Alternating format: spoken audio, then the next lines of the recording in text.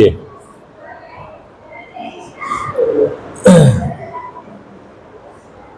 तो इसमें एक डिस्क ये है, डिस्क का रेडियस है 2r, ठीक ना, डिस्क का रेडियस 2r, और इसमें से जो पोर्शन कट करके निकाला हुआ है उसका रेडियस है स्मॉल r, ये 2 टाइम्स स्मॉल r है और ये सिर्फ स्मॉल r है। तो सेंटर ऑफ मास का फॉर्मूला हम लोग जानते हैं XCOM m1x1 प्लस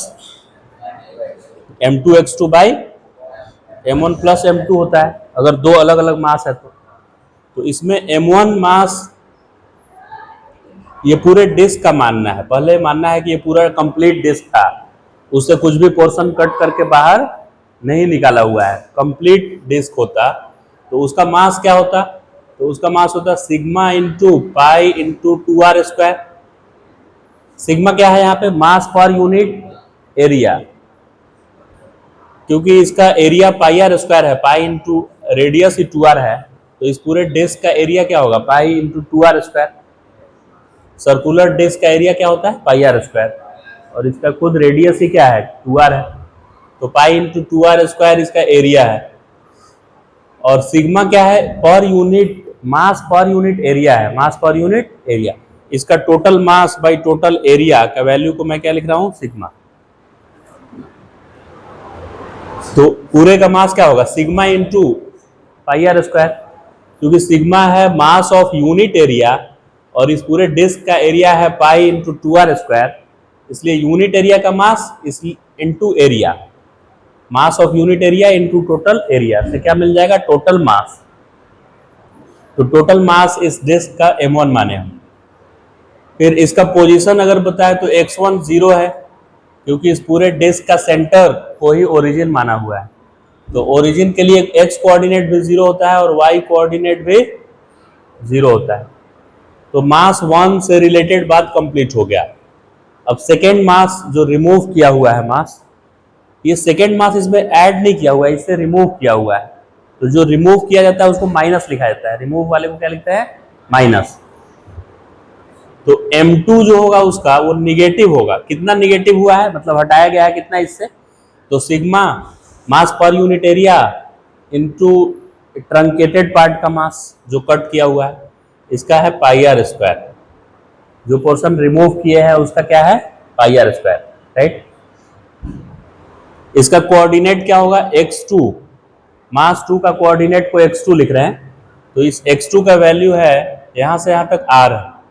तो r, और y2 0 है, y2 का वैल्यू क्या है इसका 0, क्योंकि ये y कोऑर्डिनेट कुछ भी नहीं है, x एक्सिस पे जो होता है उसका y कोऑर्डिनेट क्या होता है 0। अभी मेरे पास m1 m2 पता है, x1 x2 y1 y2 सब कुछ पता चल गया है, तो अब सिर्फ क्या लिखना है मल्टीप्लाई करना है बस इस फॉर्मूला में। m1 के जगह पर लिखेंगे सिग्मा इंटू पाई 2r मतलब 4r स्क्वायर इंटू x1 0 है, x1 का वैल्यू क्या है 0, माइनस सिग्मा इंटू ये पाई आर स्क्वायर m2, ये हो गया m1 x1 m2 x2 divided by m1 plus m2 के जगह पर वही sigma into pi into 4r square minus m2 के जगह पर sigma into pi r square.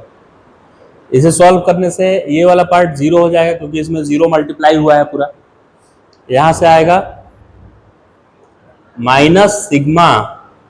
Pi r square divided by